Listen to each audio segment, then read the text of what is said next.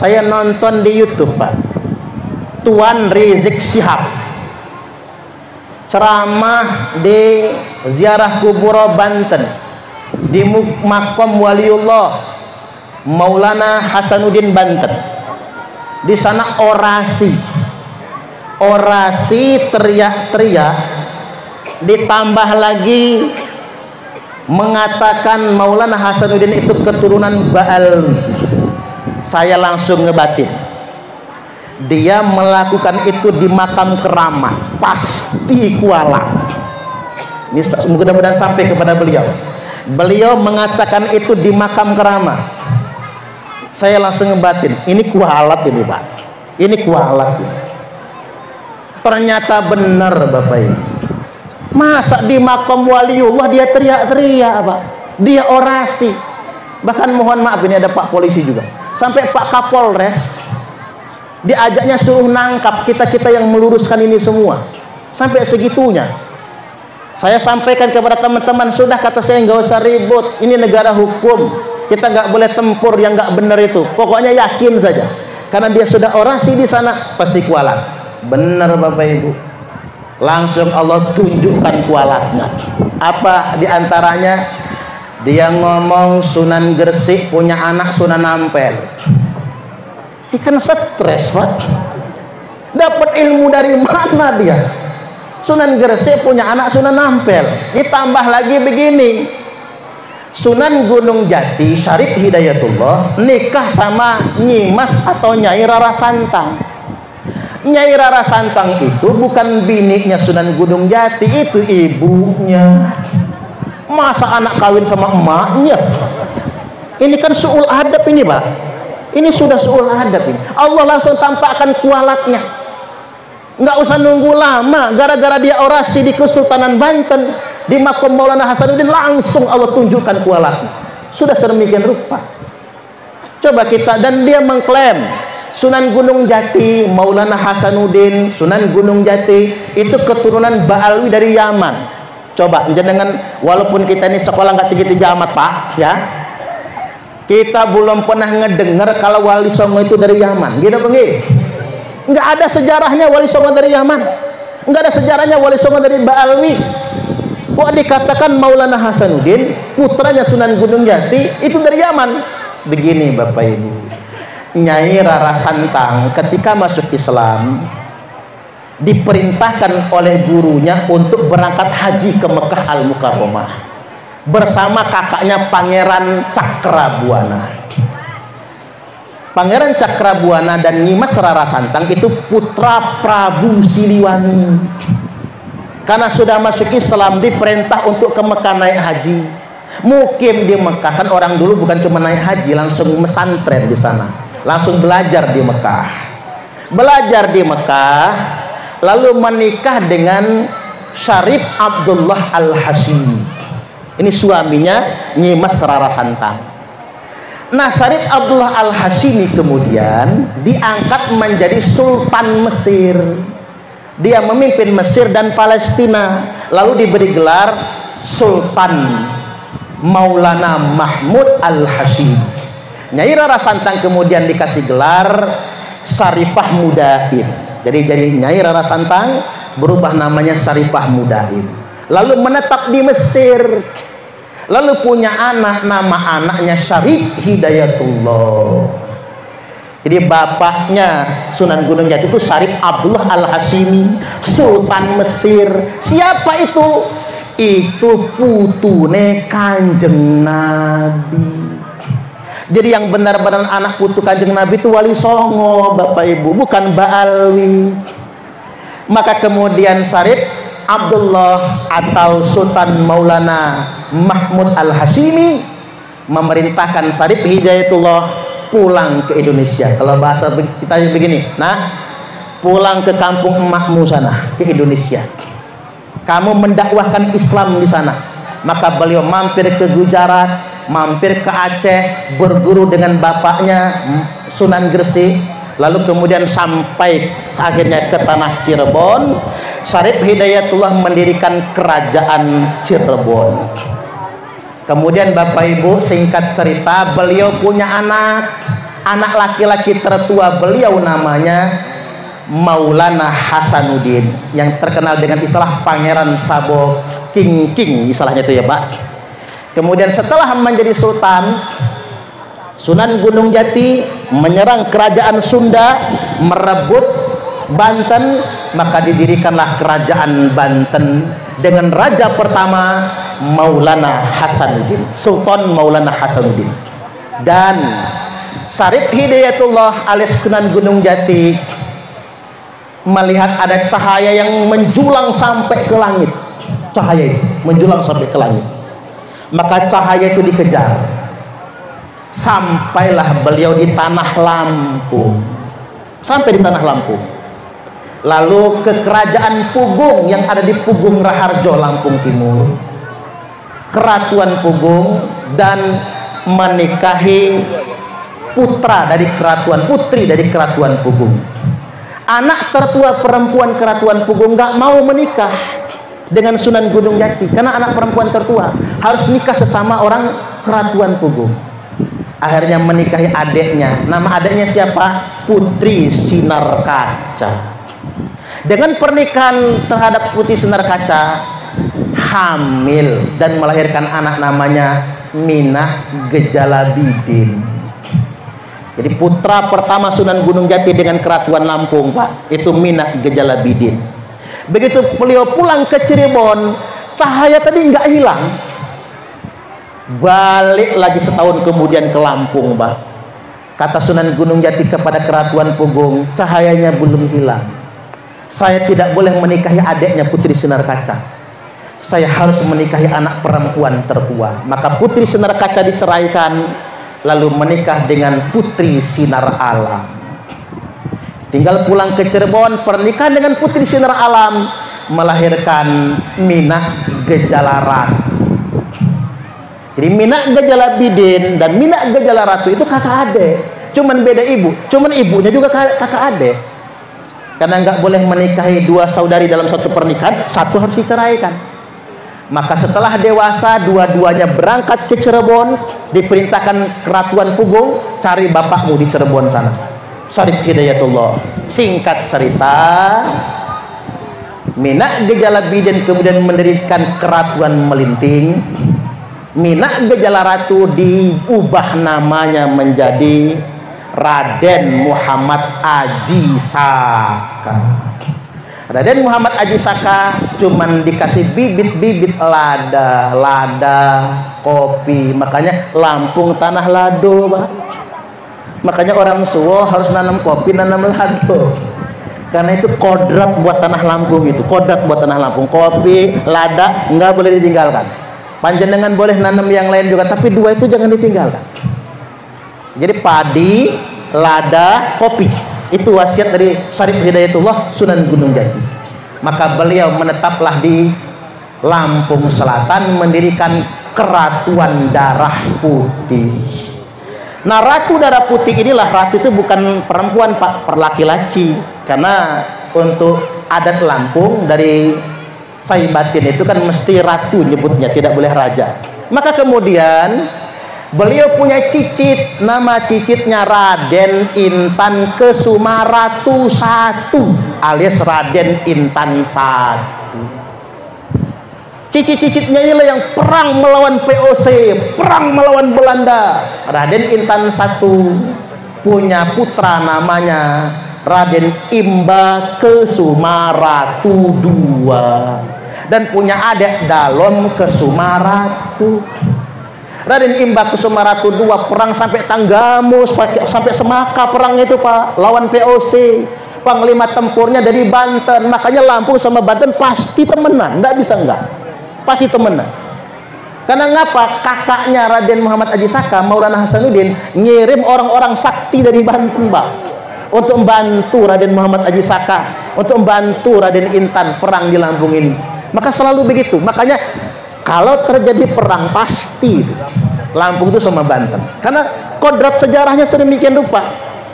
Maka Raden Imba Kesumaratu II ditangkap VOC, dipenjara di Batavia, diasingkan di Timor Belanda, lalu kemudian dibunuh sampai sedemikian rupa. Yang selamat cuman istrinya karena hamil. Siapa yang dikandung? Yang dikandung oleh istri Raden Imba Kesumaratu II adalah Raden Intan II atau Raden Intan Kesumaratu II. Inilah pahlawan nasional asal Lampung yang perang melawan VOC. Ketika Belanda membawa orang-orang Yaman, termasuk Mufti Yaman Habib Usman bin Yahya, Pak, nyuruh kita ditunduk sama Belanda. Apa kata Raden Intan II? Iris dulu tangan, kau darahmu putih, kamu pantas ngaku cucu Nabi. Tapi kalau masih merah, nggak perlu membangga-banggakan kamu cucu Nabi. Kalau untuk tunduk kepada Belanda sang penjajah, segitunya Bapak Ibu. Sampai kemudian beliau gugur di medan tempur di usia kalau nggak salah 22 tahun. Masih muda beliau Pak Raden Intan II. Makanya nggak punya anak. Karena beliau gugur, maka silsilah keratuan darah putih dimasukkan ke pamannya Dalem Kusumaratu yang punya putra namanya Raden Muhammad Jamil, yang sampai sekarang masih ada Pak di Kuripan sana itu. Maka dari itu Bapak Ibu ingin saya sampaikan pada kesempatan kali ini, kuat indikasinya, sangat kuat indikasinya, keturunan Raden Intan I atau keturunan Datu Darah Putih di Lampung atau keturunan Raden Muhammad Jamil yang ada di Keratuan Darah Putih terindikasi kuat adalah dzurriyyat Rasulullah sallallahu alaihi wasallam. Nah, hari ini kita nyembah-nyembah sama cucu palsu, yang asli malah kita abaikan. Halo,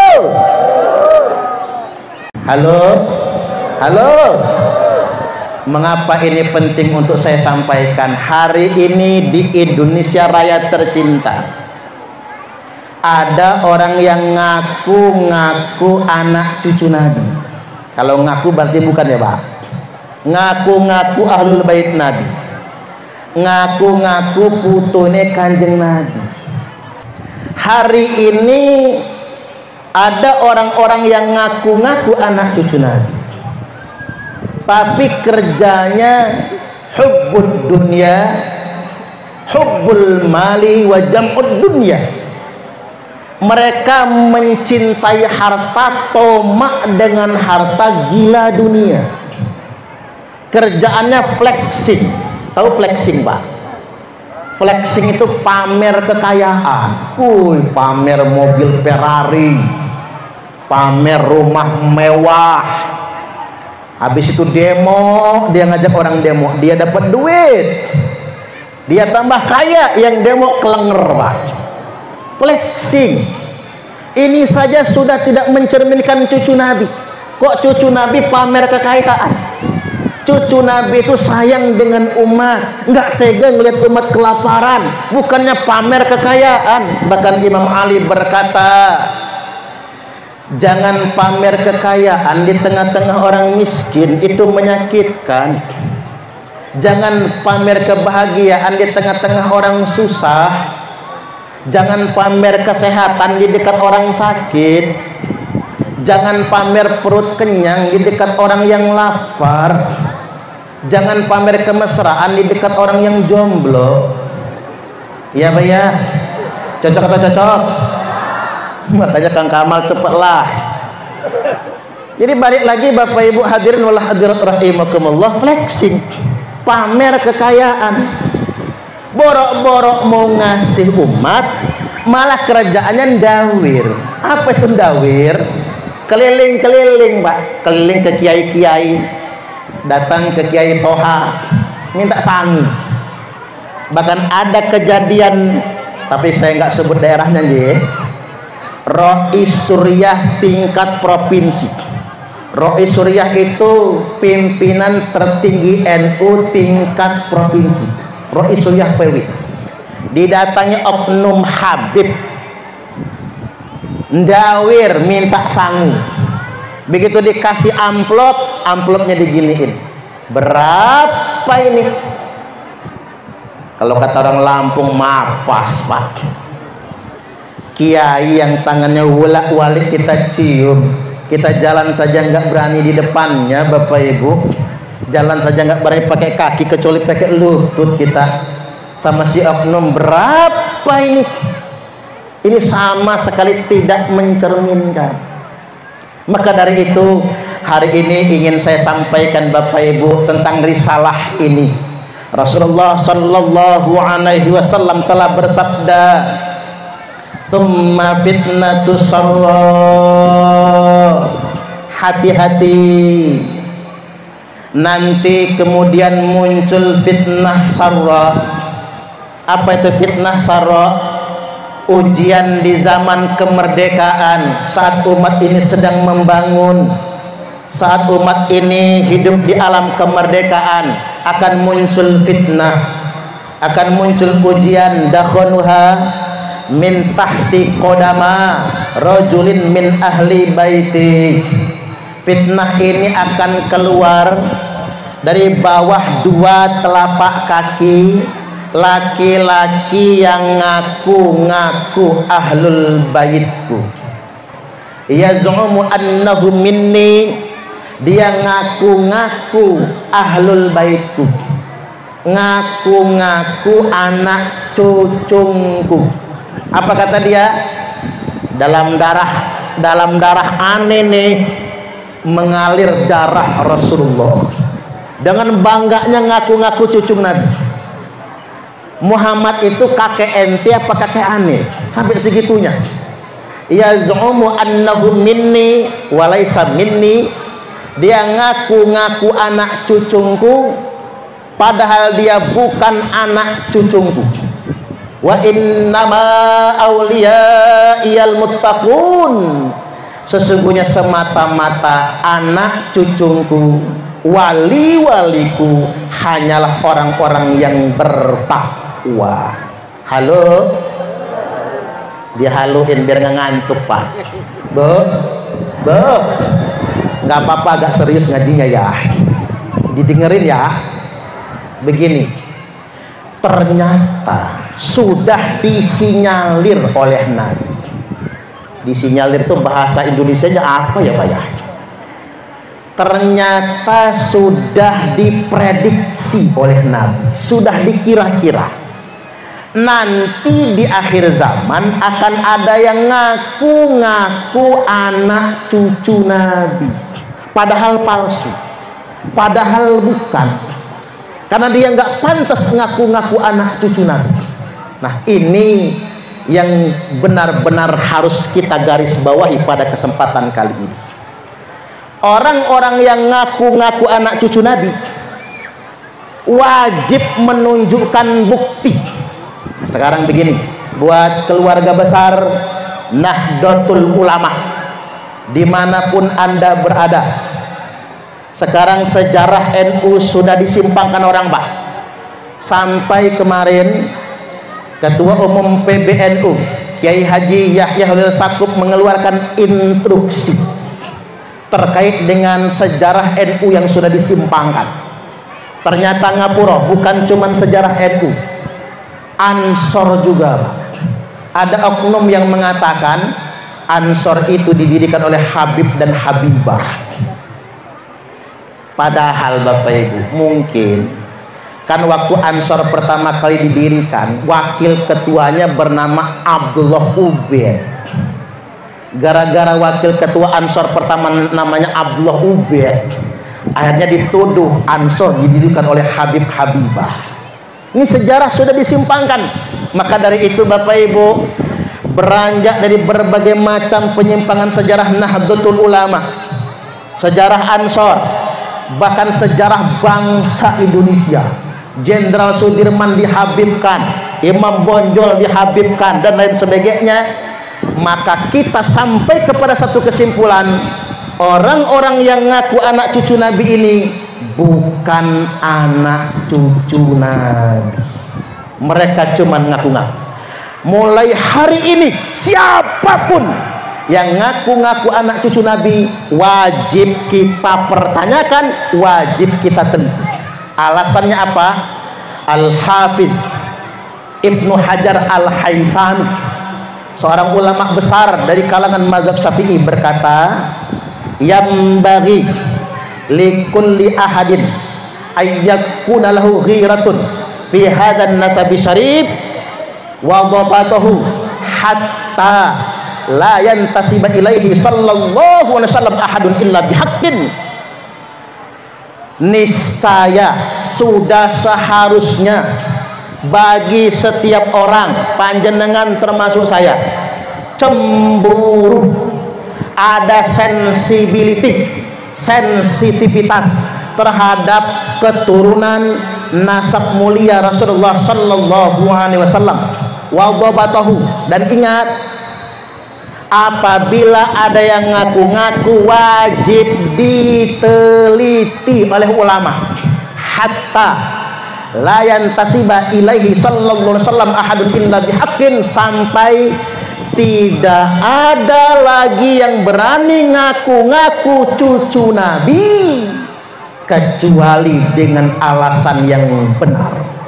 Hari ini siapapun yang ngaku cucu Nabi wajib pakai dalil, wajib pakai hujah.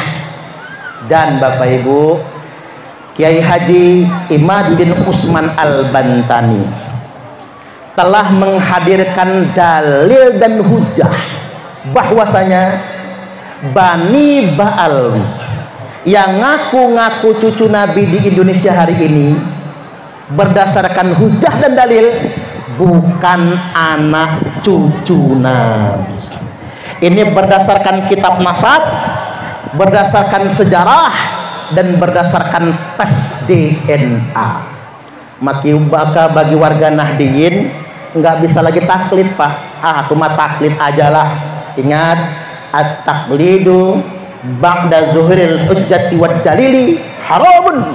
Taklid setelah nyata dalilnya, nyata hujahnya, taklid menjadi haram. Ketika hujah dan dalil yang menyatakan putusnya nasab Ba'alwi sudah datang, kita tidak boleh taklid lagi. Halo, halo. Pokoknya nyambung dengerin aja, Bu. Pokoknya ini buat yang santri-santri nih, masuk kuping kanan bablas kuping kiri nggak apa-apa. Tapi nanti pas mau tidur dengerin lagi versi YouTube-nya biar lebih jelas lagi.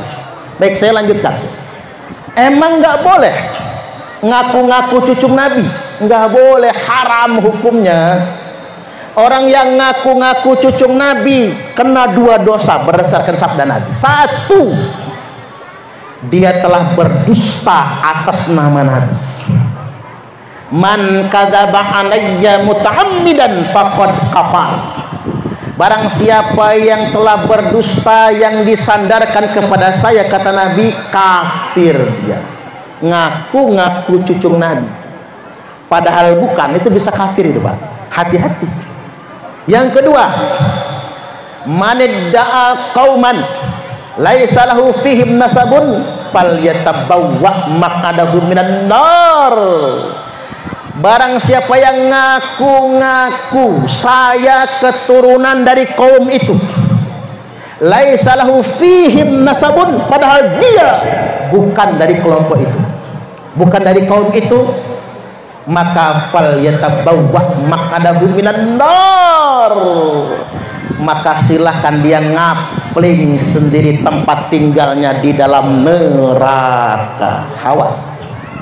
Makanya begini Bapak Ibu, klan Ba'alwi di Indonesia ini korban nenek moyang mereka.